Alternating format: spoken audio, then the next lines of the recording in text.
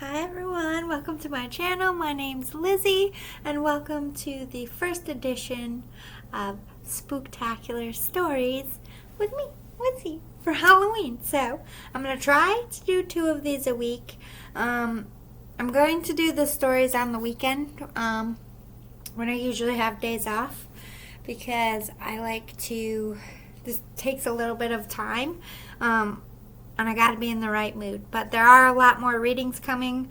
I'm going to do a reading every night, hopefully this week if my voice holds out. Rolling with the punches with this cold. It's like up and down. Some days are good, other days are not. But anyway, if you want to jump to the story and not see what I pre-drew, I'm going to go over it very quickly. Just shoot out what I drew. If you want to see that, stay on. If not, go to this description box below now.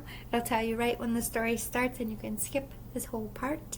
If not, I'll get right into it. So, from what I drew, from all of this, have associated a couple different storylines. Basically, the first thing you need to know is there's a super flu going down and that all these people are stuck in this motel. Basically, every character in the story is on the throughway and forced off the exit and into this little, I wouldn't even call it a town. I've been on road trips myself where it's like an exit and there's only a few things on it. There's like no houses. It's like maybe a gas station and a place to eat. So this is like a motel and a couple of businesses, a gas station, a diner, a truck stop. So it's like a very small little area. So they're forcing people off here. So all the characters have a room in the motel. So that was the first thing I had to make out of all of this.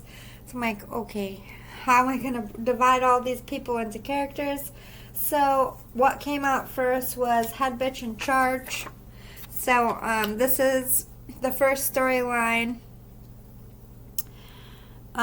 This is room 6.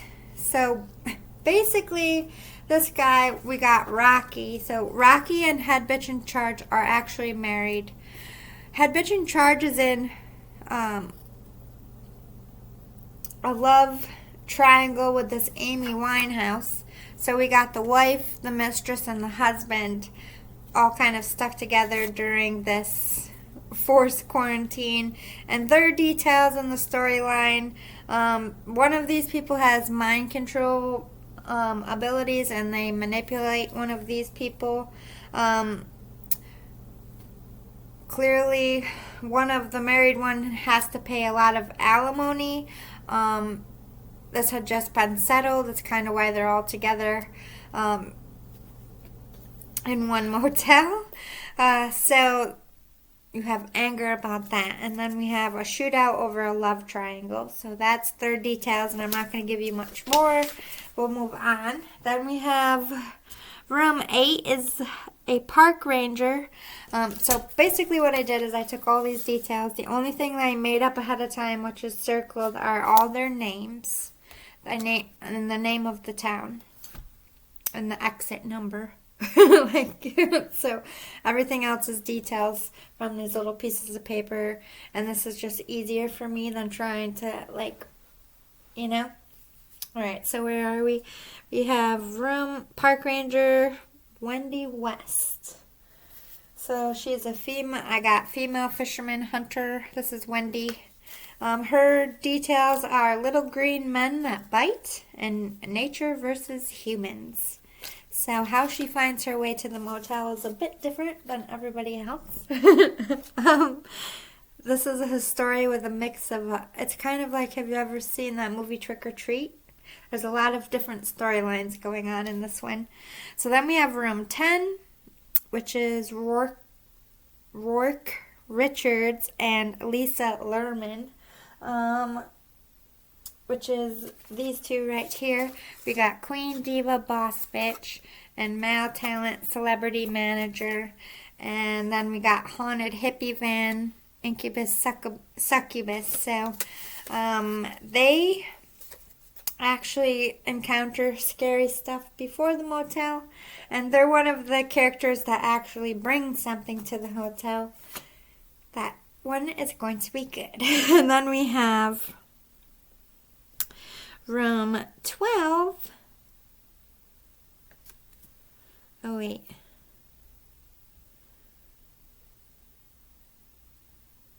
Work Richards and Lisa Lerman were these people. Oh, I messed up. I'm sorry. The Famous Diva was room 6, and that's Rod Strange and Christy Clare. The head bitch in charge is Rhea. Did I write Rhea? Sure didn't. Nora. The head bitch in charge is Nora. The Amy Winehouse is Lisa Lerman, and the Rocky guy is Rourke, the husband and wife, Rourke and Lisa. Wendy is the park ranger. I forgot another character that goes with this haunted hippie van. His name is Tommy Ray, and I'm not going to tell you anything else about him. Room 12, we have a bank robber on the run. He's kind of like a shitty bank robber because he left all of his friends like at the scene of the crime and took the money. I got Iron Man, and his details were a bank robber, ringleader in a crime, criminals who got away with it, and a killer. So I'm also going to probably root in that he killed one of his partners. Found bag of money and a gun, forced to go on the run, and owes people money, owes debt. So he's actually, is he going to get even make it to the motel? Is he going to get murdered by the people he screwed over? Is karma going to get him? And leading him, he actually, when he gets to the hotel is full, which brings us to another character, which is this firefighter character.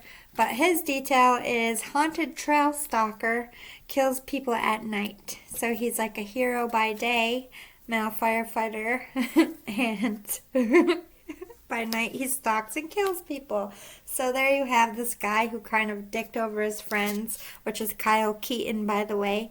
And this guy, the male firefighter, Justin Lake, who's actually a psychopath too, sharing a room together. So I wonder how well that's going to work out. In the last room, we have a teen named Lacey. Oh wait, I'm sorry, I have one more after this, but they don't have a room. They're the motel owners. But this is Lacey. She just escaped a cult, stole the car, is on the run. She's the female survivor, ran from parents trying to sacrifice her, but her detail is virgin sacrifice, so perhaps maybe she doesn't get away. We shall see. And the last characters in our story, even though they don't have a room, they live in the motel behind the office. Where are you? They also have a little bit of a side story here. We have the good wife. So his wife runs the hotel, works the front desk, cleans the room. He's like the security guard, but he also, out of the office, runs a private detective. He's the male paid informant. Like, he got hired by someone to be a private eye, but who he was spying on isn't going to be good, because we have set up by partner, and because they're a good wife, only the husband knows that some shit went down as the town is being forced quarantine, as something just went down. So we got the owners in their own shit. So this is going to be an interesting story, and I'm excited. Let's get into it. Hey, everybody. So we need to talk about this crazy thing that happened. Have you all heard about what happened in Clearwater, Maine? No. Well, let me tell you, because this is some crazy shit. How it didn't make the news or the newspaper. The only way I stumbled on it was I was accidentally added onto a chain. And let me tell you, This one is surrounded by more mystique than anything you will ever get your hands on. I'm talking bigger than mermaids, Bigfoot, sightings, are vampires real? Do witches exist? It's right up there with all this shit. So, I'm going to break this down case by case. I did all the research for you. Let's start at the beginning of this story. As you know, there was that, this story, by the way, takes place 2 years ago, as I said, in a very, very dinky little town called Clearwater, Maine, which is on the edge of a river. It's not much of water. That's why I didn't understand why it's called Clearwater, Maine. It's basically a creek. But anyway, sidetracking myself.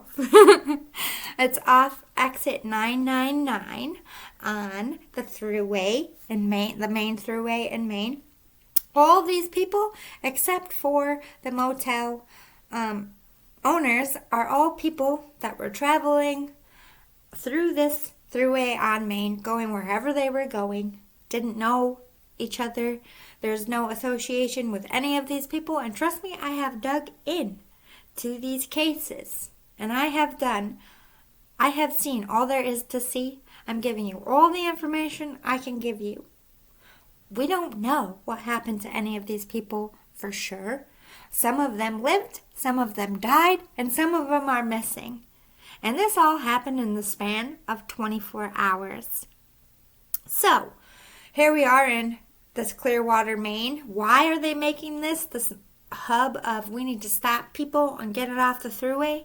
Because a couple miles down, there was an outbreak, which we now know is basic influenza, and somebody just blew it out of proportion. It wasn't even an outbreak, but, you know, country, can't say that word, country worlds, you know, basically this town was populated by the biggest conspiracy theorists you could ever imagine. That's why there's so much data about all of this, which actually did us a favor in the end in trying to figure out what the heck really went on. Because, no, like I said, the survivors know, but only so much. Everybody seemed to be highly distracted and in their own worlds during this time.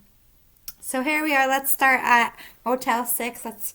This town of Clearwater, Maine knows that they are now going to be a hub of anybody they catch on the road. They're going to be forcing them, as in state troopers, police, forcing them off this exit. And that they had to make all available rooms ready.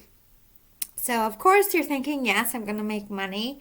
Even if they don't make money, because if it's forced, they don't really have a choice. They have to give them a room, or at least let them park in the parking lot and use their bathroom.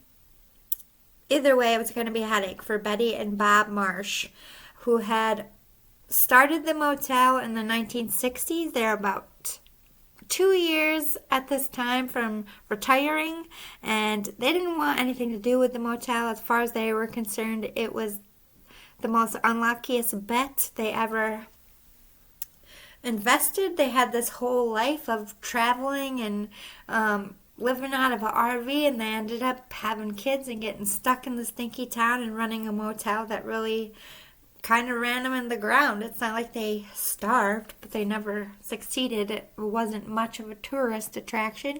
It was mostly for truckers who didn't want to sleep in their truck. And as you know, the economy took a swing for the worst and truckers got more evolved and better sleep cabins, they had less need for the motel. So Betty and Bob were excited about making some money, maybe getting some investors in. Well, it's a little bit crowded in the area who are involved in the quarantine. Not that anyone's wanting to be out and about, but, you know, Bob and Betty are optimists. This was a good sign for selling. They could say, when was the last time you were at full capacity? Last weekend, actually. Let me show you the books. They were hoping that this is going to help them sell, is what I'm getting at. So they're getting the hotel ready. However, Bob has a dirty little secret that he didn't tell Betty. Now, Betty knows that Bob, out of the office to help make a little bit money, acts as a private investigator, mostly for people getting divorced, trying to catch people cheating. But it's good money, you know. It's not like he's doing any major investigations. And he's hired by, basically, it's like any town.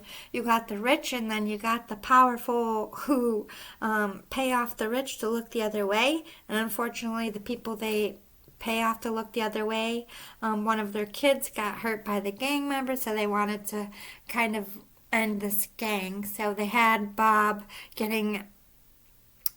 Why would you take a job like that? I don't know. But this is Bob's story. He figured if he got some dirt, maybe he could play both sides. He could blackmail. Bottom line, it blew up. I don't know much about Bob and his side hustle as a PI. That's a little bit vague as his files weren't updated. There wasn't much that they could go on. I don't know if he did that on purpose or if that was just his general bad business or being bad at taking notes as a PI. But all we know for sure is he pissed off the rich people and he pissed off the gang members, and now they're all kind of quarantined. Although Bob and his wife are on the exit, it's still included with the town, and it's only a half a mile up from where not that it's a big populated place, but where town is. People still came down there for the diner and the gas station, so they did get traffic, but not for the motel. Unless they had visitors for the holidays, they sometimes made a buck or two. Anyway, I'm getting off tangent. Betty, not much known about her. She's the average good wife, good mother, graduated high school, married Bob, and worked at the motel and raised her kids. That's been her whole life, and she, like I said, is the one that's really looking forward to seeing other states and living in the RV. Their kids are off, living their lives, looking forward to it. So Betty has no idea what's going on, has no idea that her husband, owes some questions to some people that aren't going to ask in a nice way. And she's just ticking on, and you got Bob sweating bullets like, oh my God, like I'm stuck in this town. They're going to have nothing to do but come for me. And now I have all these things going on. So he's trying to act normal to Betty, and Betty is just trying, she's in such a panic that she doesn't notice anything about Bob. We'll get back to them soon. Let's talk about the first case, the room closest to Bob and Betty, which, by the way, they live off the back of the motel. 3-bed, 3-bath house, basically like a double wide, all one ranch style, and it was added as an addition when they bought the property. So it was built there for them, designed by them, and no one else has lived there since. So they're very settled in there, very secure. They're used to having strangers around. They lock up tight. They're paranoid people a little bit. Anyway, room 6 was rented by Christy Clare and Rod Strange. These are big names. I'm sure you've heard about the mysterious disappearance of Christy Clare in the bloody bathroom. That is probably the only thing about Clearwater, Maine that you might have caught on social media, but it was quickly taken down. And also her manager, another famous manager who uplifted many pop stars, Rod Strange, is also missing. Again, quickly blurped out. For some strange reason, all of these crazy rooms, what happened in these rooms, like I said, we don't know. But 2 very popular people that people would have noticed disappear. There's no manhunt. There's no searches. There's no mention by their families. Nobody's looking for these people. The trail drips off, and all they have about these 2 is what is captured on the video cameras and what the people who did survive saw. And so their stories are going to be hard to explain, but what we do know about Christy Clare and Rod Strange is their actual car, which is Rod Strange's red hot rod, I'm not sure of the year. I'm not good with cars, but it was an older one. He didn't keep up on the maintenance like he was supposed to. He had people that worked for him. He probably thought someone did that for him. As they were turning off the exit, their hot rod died, and so Christy and Rod were actually seen walking by other people, and when asked why they didn't stop, they figured, with quarantine and people being sick, they didn't want to take the risk, and they didn't think that the motel was much longer down the road since it wasn't a big place.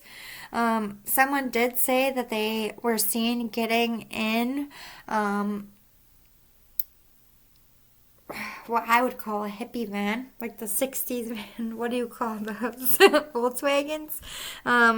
With a long-haired guy, which somebody heard him referred to as Tommy Ray.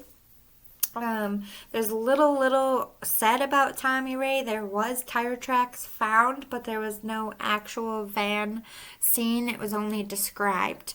And they described him as roughly 19, a teenager who was just traveling through. He would get work on the nearby ranchers for the season, and he converted supposedly that hippie van into an RV and lived in it.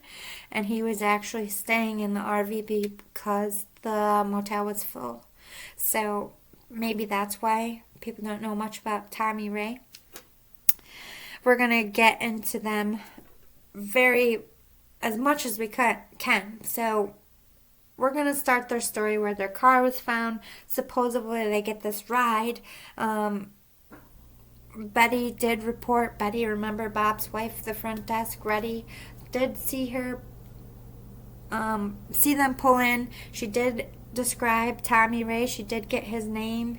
She was the one that informed Tommy Ray that they were sold out, but he was welcome to stay, and she did give him an extension cord so that he could plug into the outlet by the outdoor vending machines if he needed anything.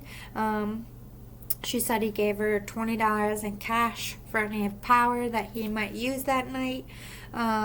And she said that he could come in and use the bathroom at any time.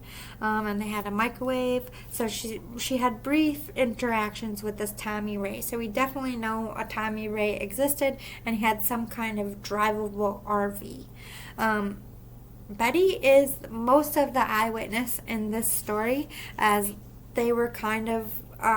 when room 6 checked in, and it was the closest one there, they were, I wouldn't say the first to arrive because they already had guests. I'm not mentioning the guests that were in the hotel, stayed in the hotel, didn't see anything, didn't hear anything, and just left in the morning like everybody else. I'm weeding out all those rooms. I'm only talking about the mysterious case rooms. So there were other people here, but they were one of the first people to arrive. There were still rooms left. So, Betty had a little bit of time to spend with these people. So you have a pop star that walks in, and Betty, as humble and kind, as sweet as she is, she, clearly states in her testimony that she didn't know who they were. She could tell that they were wealthy by the way they dressed, and she described Christy Clare as a little bit whiny, and could tell that she was used to getting her way. And we all know Christy Clare was 19. She'd been famous since she was a kid. She was known to be a brat, known to be a diva. The only one that could handle her is Brad Strange, which is probably why he was traveling with her. She had just canceled the show due to laryngitis. She probably wasn't feeling good. So this whole getting, car breakdown, being out in the cold weather was probably something she was not happy about, and neither was Rod because he would be losing money.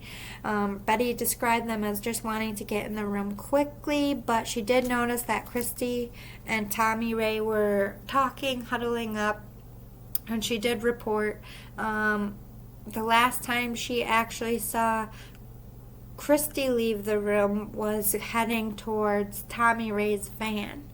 And she saw that those two had got in, and he closed the door, and she had been in there for some time because they left the window open. She could see the smoke. She could hear them as she was coming out to bring people towels. She described them as in there for a few hours. Rod Strange was clearly in the room. He made several telephone calls back to California. He was all business. The last phone call he made was to his wife to say goodnight, and that was the last time anybody ever saw or heard from Rod Strange again. However, there is the testimony of other people there that night that had seen the door open. They had witnessed Christy Clare. As we see in a lot of the video footage, there's a lot of crazy things unexplained about her, so I'm going to try to piece it as close together. So on the security cameras, it does match up with Betty. The whole parking lot isn't covered. They don't have a lot of money at this motel, but you can see that Christy walked past. There is no van. You can see her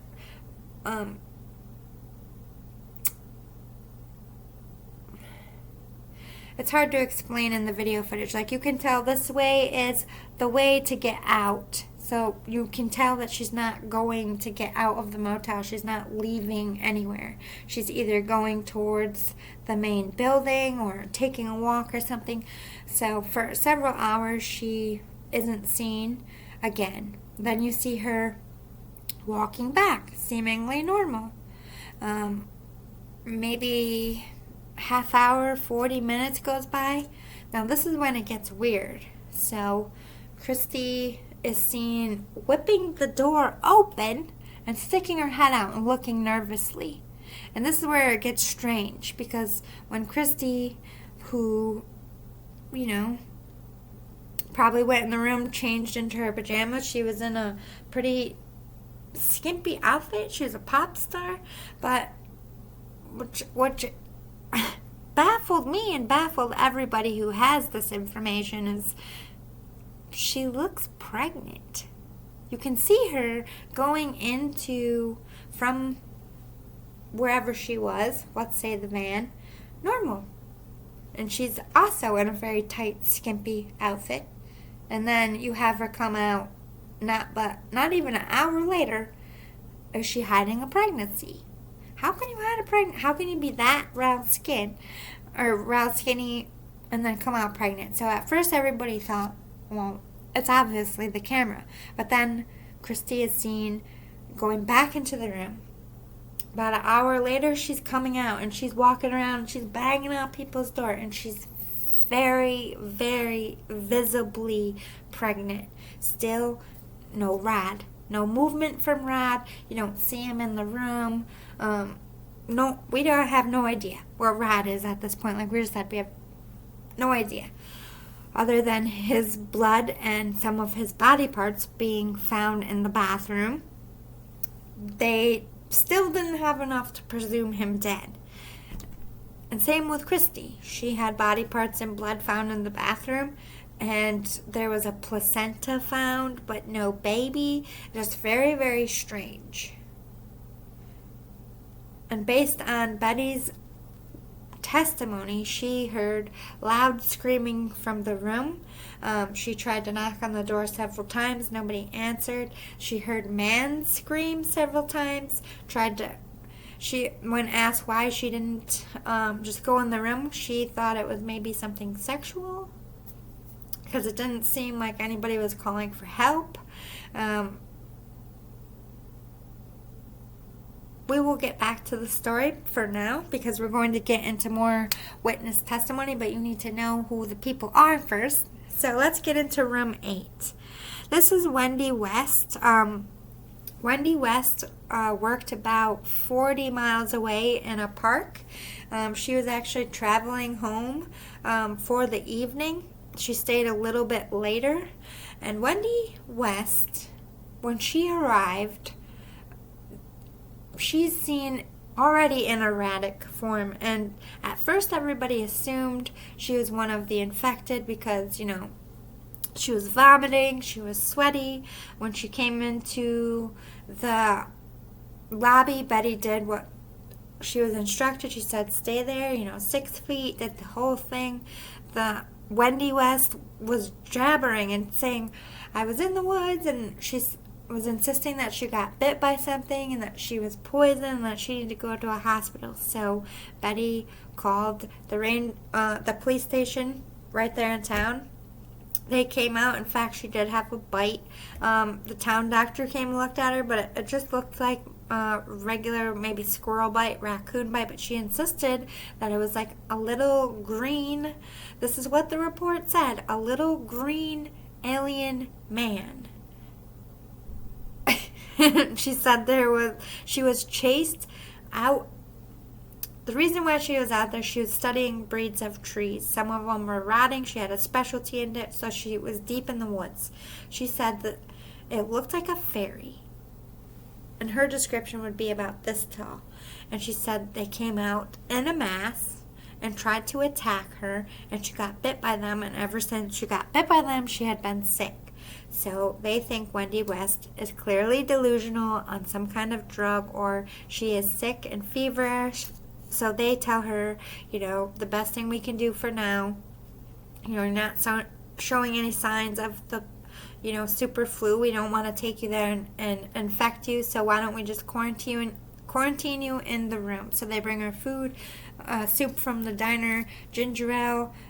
Betty leaves it outside the door. They don't hear from her again.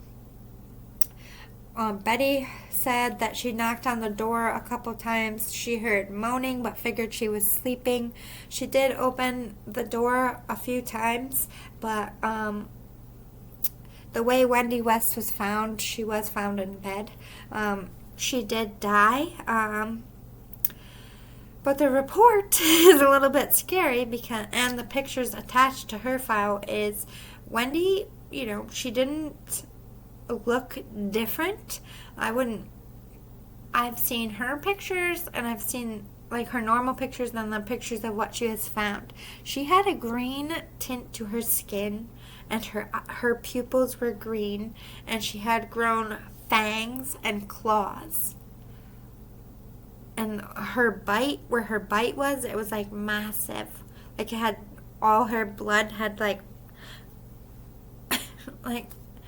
she bled out is how she died. But why was she green? Why did she have all of these? And when we dug further into this, she's one of the ones that are reported missing, and her family isn't talking. They never listed her as dead, even though they said basically it was a fake. Somebody staged it, so I have to say, it could be a hoax. But Betty insists that she let Wendy West in the room, that she is the only one that was in and out. She didn't see anyone come and get her. She listened to Wendy talk about little green men in the woods that bit her, and then she all of a sudden is green with fangs. That's mystery number 2. What the hell happened at this motel? I'm going to chalk that one. I'm believing Betty on this one. I mean, did anybody go into the woods and check it out? A clearly sane woman. When you look into Wendy West, she was top-notch in her school. She went to, you could tell this was a person that threw herself into school. She didn't have many friends. She wasn't known to lie. She wasn't known to want attention. She wasn't needy. She was highly efficient. There would be no reason for Wendy West to be rambling about little green men. It just doesn't make any sense. I think it was real. What happens in Maine, we will never know, because they keep burying these mysteries. So, for right now, that one is left up to you. What happened to Wendy West? Did she have the mysterious super flu, and why they quarantined the town? Because nobody else did end up dying. There was no one else really reported it of anything. No one else was green with fangs. Was she patient 0? Was she the only one that got infected with it? Or did she really get bit by little green men? Because that is scary. You could be out there hiking, and all of a sudden, just like Wendy, who is very experienced and knows what she's doing, surrounded by green alien, whatever they were, fairies, and then you're gonna get bit. Like, what if that's real? We will never know. Wendy died with the secret. Let's move on to room 10. This is where we're going to get back into room 6 with Christy and Rod, because Rourke Richards, Lisa Lerman, and Nora is another huge scandal. Now, we know that Rourke and Nora didn't make it. It's not going to be much of a secret.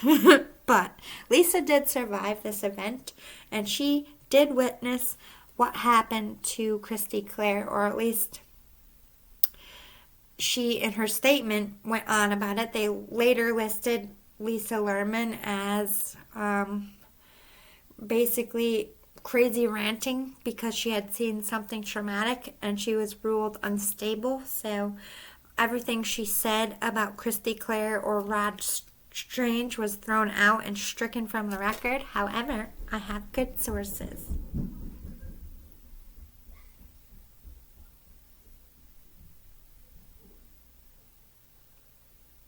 That's crazy.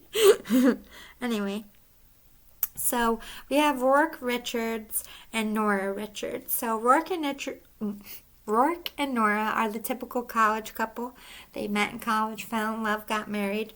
Rourke, very big business guy. He opened his own car dealership, big money. Nora, basic, small town wife where she's from. Not that anything's wrong with it. Stayed at home with the kids. She made cakes out of her kitchen for more money, but she basically focused on raising their 4 children.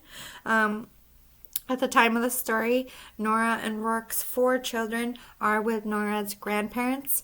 Nora and Rourke at this time are legally divorced, separated, and they had just closed out. They had already gone through their custody.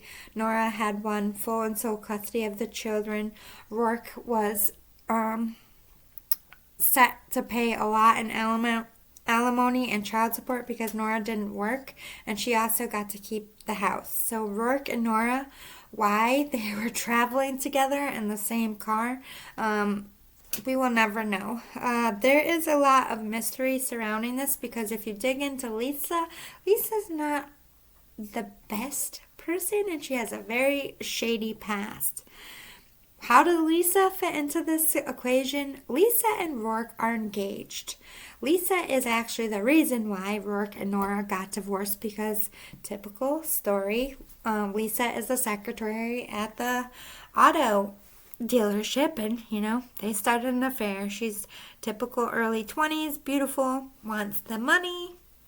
Rourke is hooked. What most people don't know about Lisa is she actually went to school, or she owns her own hypnotism, whatever you call it. I'm not a doctor. Is that a psychologist? I don't know. But she hypnotizes people, apparently, to help them stop smoking or lose weight. But it is said that Lisa had Rourke wrapped around her finger. Rourke was a man who insisted on being dominant. He was definitely dom submissive type guy. He always had to be in control, very old school. So it was very weird that Lisa, had turned a man into putty, pretty much. That's what he was described as. So Rourke left his family and his kids, stopped going. He was a good dad before he met Lisa. All the sports games, all the kids stuff, active father, active husband. Nora was blindsided by this. She didn't know about Lisa. She didn't, she thought her marriage was happy. So again, this is all very strange. It is said that Lisa actually brainwashed Rourke into having an affair and leaving his wife and kids because it literally happened overnight. He went on one date with Lisa. The next day, he told Nora that he was leaving her. He didn't say goodbye to the kids. When the kids called, he wouldn't call him back, wouldn't answer. It's like he wanted nothing to do with it. He was just trying to start a new life. He had no emotions. He was described as in robot mode, like you would talk to him and there'd be nothing there. Was she drugging him? Was she hypnotizing him? We will never know. What happened with Rourke, Nora, and Lisa, when they got to the motel, there was only one room with 2 double beds, and apparently the 3 of them had decided why anybody would do this, that they were going to share the room. If I was Nora, I would rather sleep in the wild than sleep with the man that left me with the mistress in there too. Like, I would never do it, but, when in Rome and in dire situations, they did have kids together. Maybe Lisa was cool. Maybe they figured that, one night maybe it would be good for them, for the kids. Like, because Nora was reported trying to get Rourke to turn around for the sake of the kids. She knew the marriage was over. She didn't even love Rourke. She was very upset. Like, she was angry. So it wasn't like she wanted Rourke back. So basically, from the police reports, Nora seemingly was tied up and gagged.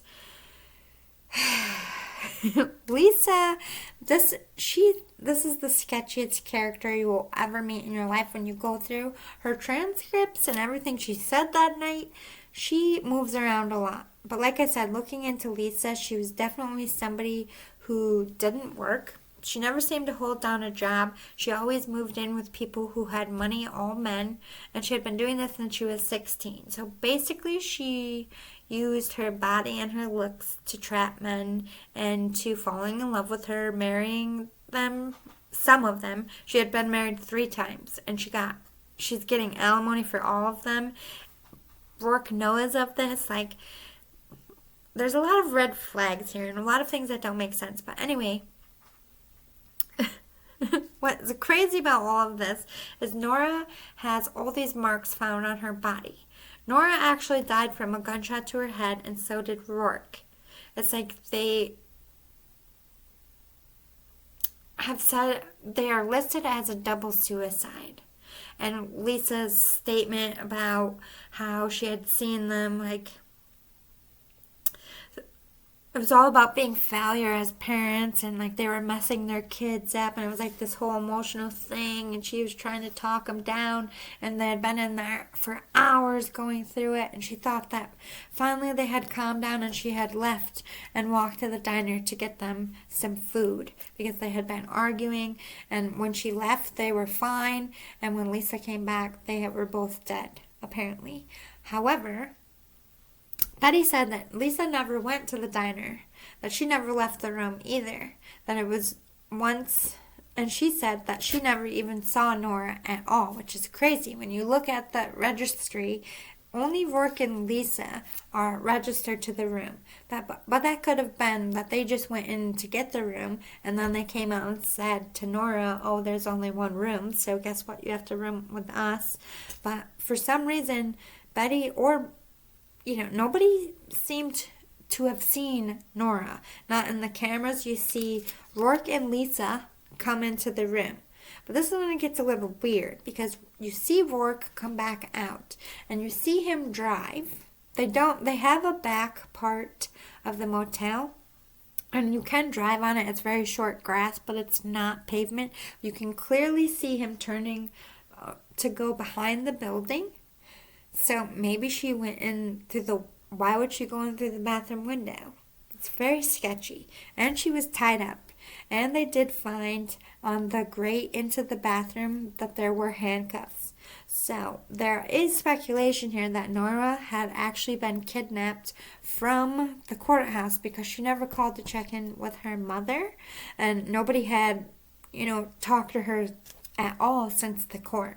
So since Nora left the courtroom, that was the last time anyone had seen her until her body was found in the motel with Rourke. So it is speculated that Rourke may have kidnapped Nora. She may have been in the trunk. He may have carried her through the window and nobody saw. Lisa could have been in on it and killed them both. That's what I think went down. I think Lisa got away with murder because I totally buy that whole, if she really is someone that can hypnotize people that would make sense for all the men she gets, because she's not very intelligent, and there are, not that she's ugly, there are prettier, more voluptuous women who are successful like these rich men could get, but they all seem to get sucked onto her, and they all seem to like detach from their life just by her being there for a few days. So perhaps maybe she was some kind of mental mind trick. Maybe she talked Rourke and Nora into killing each other because she was done with both of them. There was a suicide note. Rourke did leave her money in his estate. So the crazy part was all of that was changed 2 days before they got to the motel. So if Lisa had changed that, was she just looking for an opportunity to take him out? And she used this quarantine and this crazy night in the motel with Nora, with him kidnapping Nora. Did Rourke go crazy? Did he kidnap Nora and Lisa? Because Lisa, although she was a survivor, she did have marks on her as well. When she explained those by trying to separate them when they were arguing and getting heated. But they were later described not as self-defense wounds, but as somebody who,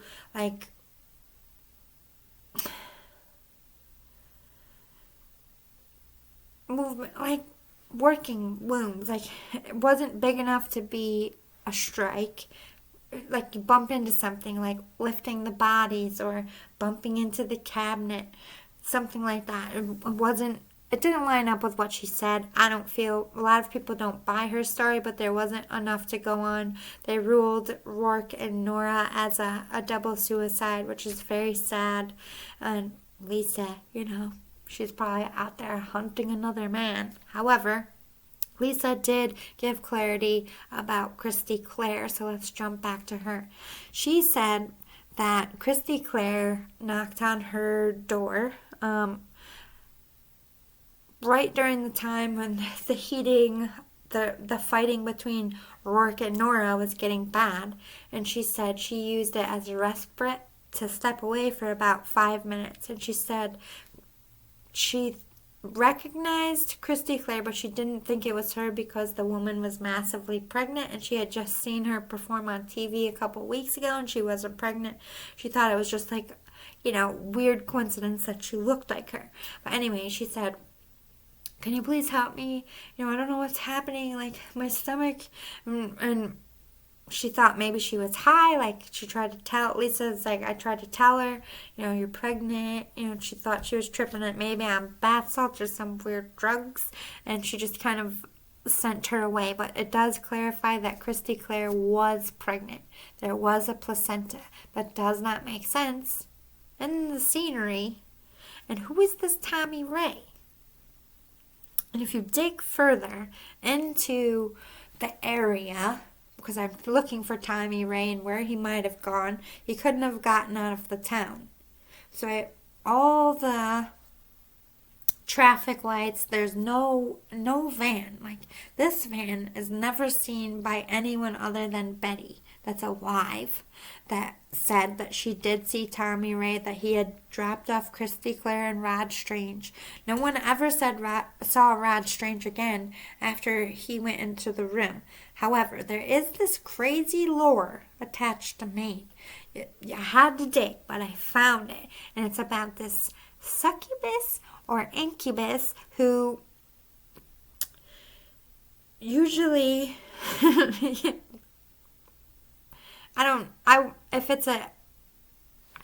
don't quote me on it, but I think the incubus is, the succubus is the female and the incubus is the male one, right? I don't know which way it goes, but it either is a male or a female, young, traveling alone in some kind of isolated vehicle, or maybe could have used a motel, and secretly has sex with these men or women. Obviously, if it's the women, then the woman demon thing would have the baby and just drop it off somewhere.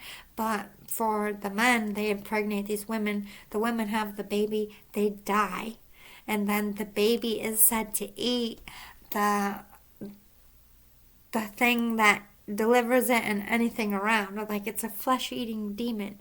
And then it just like grows up in a few hours and walks off. And like the lore is there's like flesh-eating demon babies around here. What if that was happened? What if Tommy Ray was one of the... Because it's right around the area that all of these lore stories are from. He was in a van. She was seen pregnant. Not even an hour with this strange Tommy Ray. You know, bits of her blood and flesh was found, and so was Rod Strange. And if he was in the room, did that creepy baby come out of her and eat them both? I fucking think so.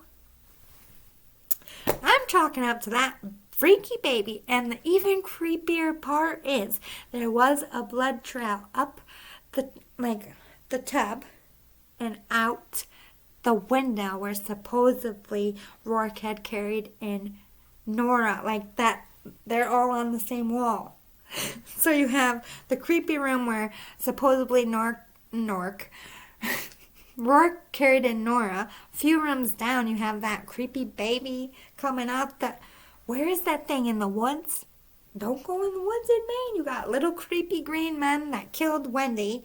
And now you got some baby that comes out of Christy Clare that ate Christy and Rod just roaming in the woods somewhere. I'm never going to Maine. Let's talk about the last crazy story in this hotel. I'm sorry, no, it's not the last one. We have room 12. Well, now, Kyle Keaton, we all know now, is actually a douche. He was the bank robber.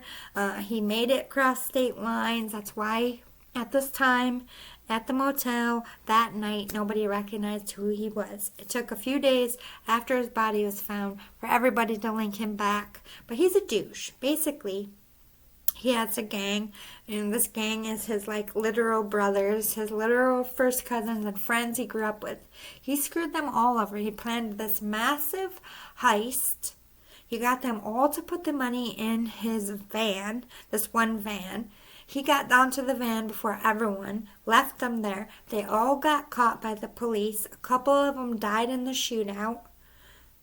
And he just drove off and got away with it, with all the money, and left them all behind. So Kyle is a douche. So I'm not really sad about what happened to Kyle. I feel like in this whole shitty motel with all this stuff going on, Kyle got what he deserved out of everyone. But I'm getting ahead of myself. First, we need to talk about Justin Lake. Justin Lake, another mystery.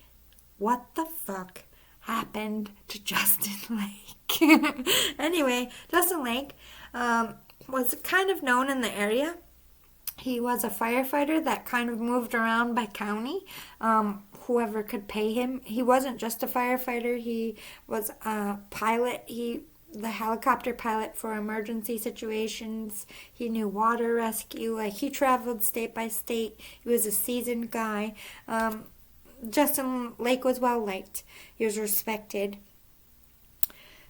However, Justin Lake has a dark and shady past that would have never been ever found out had he never checked into this room and had he never left behind what he left behind with Kyle Keaton. I'm getting ahead of myself. At the beginning of this story, Justin Lake was traveling home from a job, and he, got stuck like everybody else, forced quarantine. Being a firefighter, he follows the rules. He actually gets there in enough time to get a room.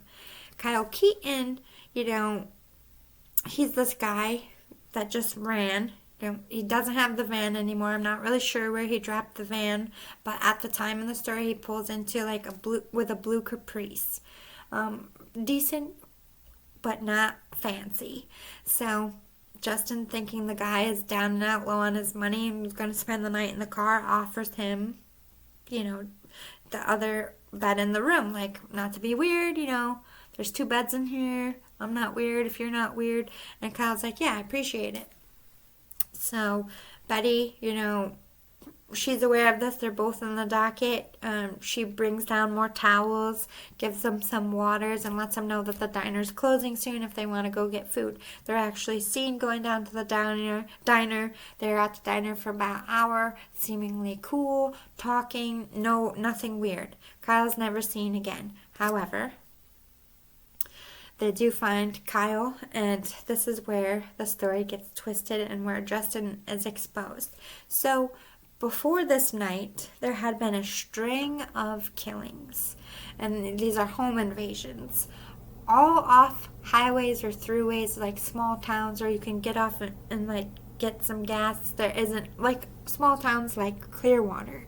They break in, like, people were laxed in security, knew everybody, would just come into the area, kill, like, either one family member or all of them.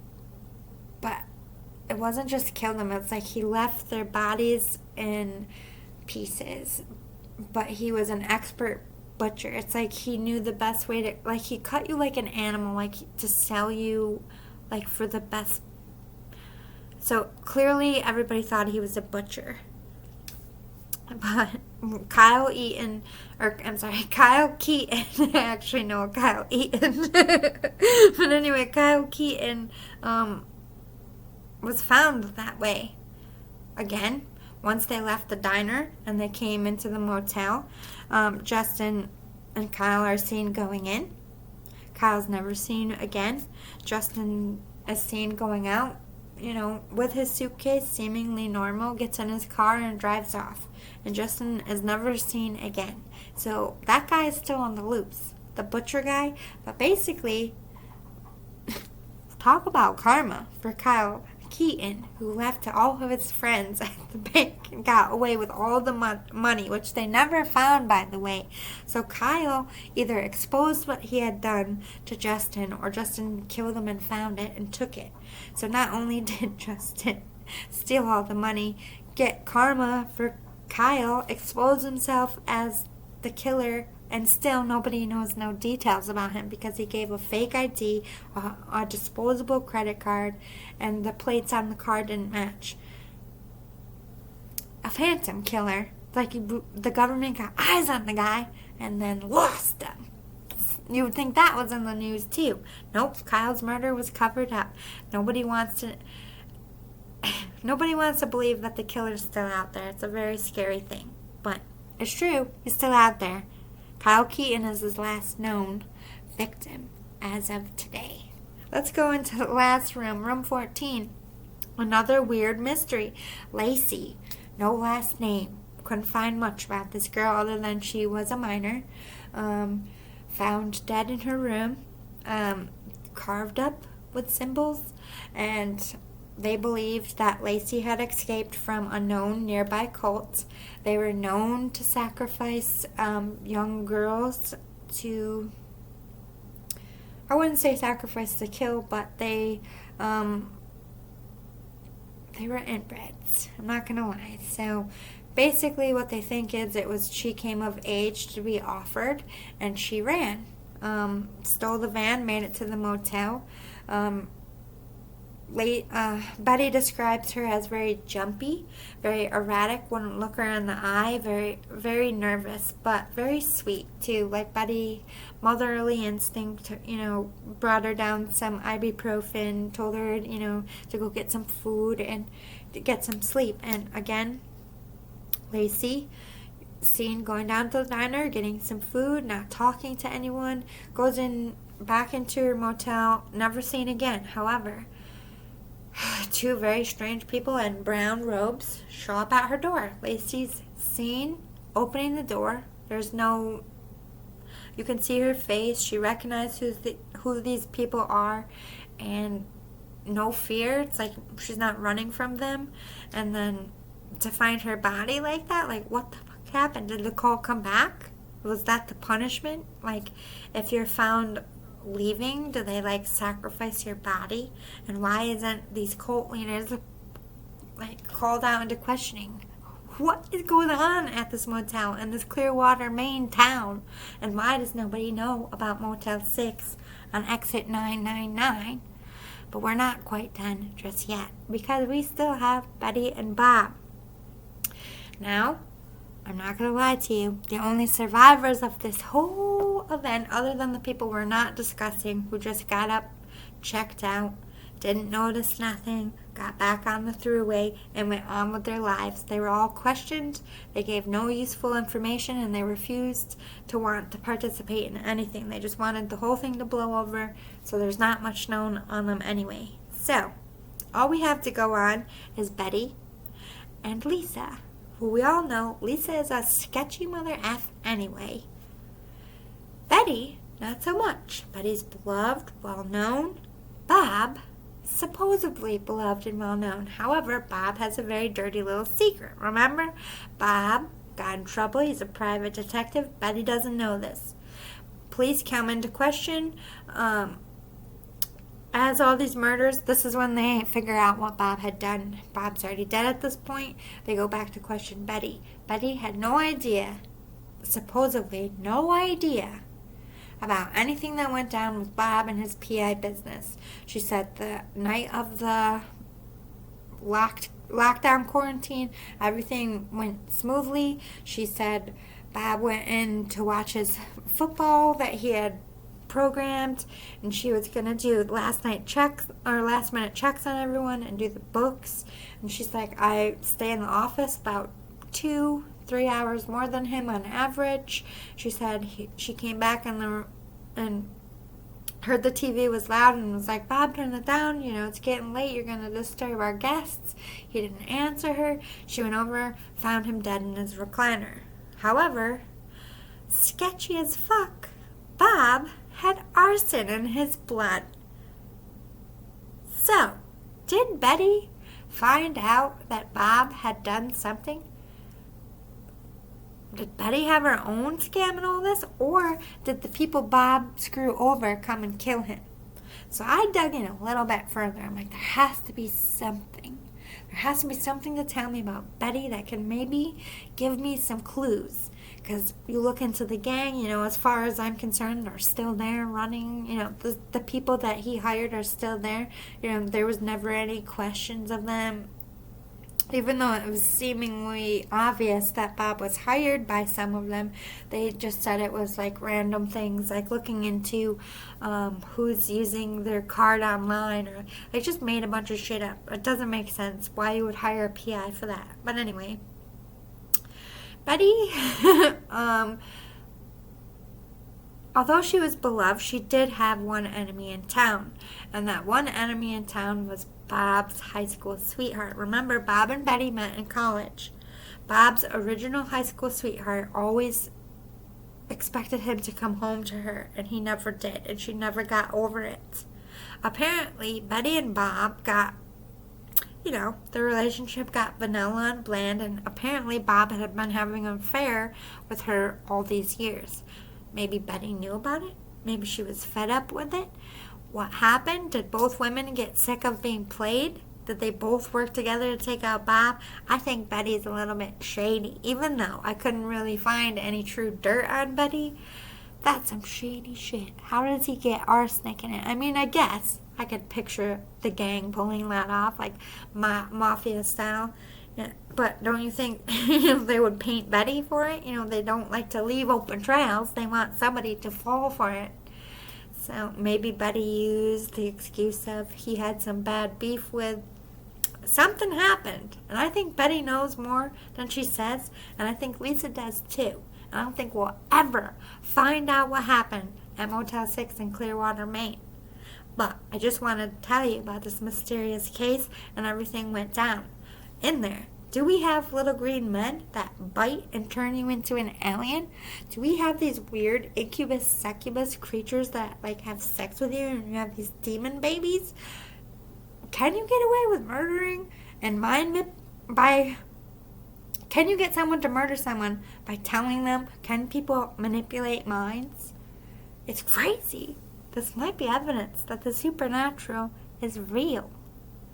What do you think happened? Let me know. If you have any cases that you want me to dig into, please put them below. Until next time, everybody, stay leery. Watch everything and only believe what you see. Bye. Just kidding, the story is fake, by the way. Everything I said was fake. If you didn't know, happy Halloween. I tried to do it as a case. those cold case people. Not my best one, but I had to work with what Spirit gave me. So anyway, I hope you did like it. They are going to be off the top of my head every time. They're not all going to be like this, like crazy. Some of them are horror, some of them are mystery, some of them are crime. So like I said, I'm going to try to get 2 spooktacular stories out for you a week. I'm using tarot and I'm using stuff that I made. I didn't use tarot this time. Maybe I shouldn't. I'll get a better story. But if you didn't like this one, I did practice a few times. There are a few Halloween stories below. Check them out. And yeah, let me know which ones you like. If you like these and want more in the future, please give me a thumbs up below, as it does help me know what you're responding to. It helps me grow on the channel. And if you like my vibes, please subscribe and hit the bell so you know when I put out new stuff.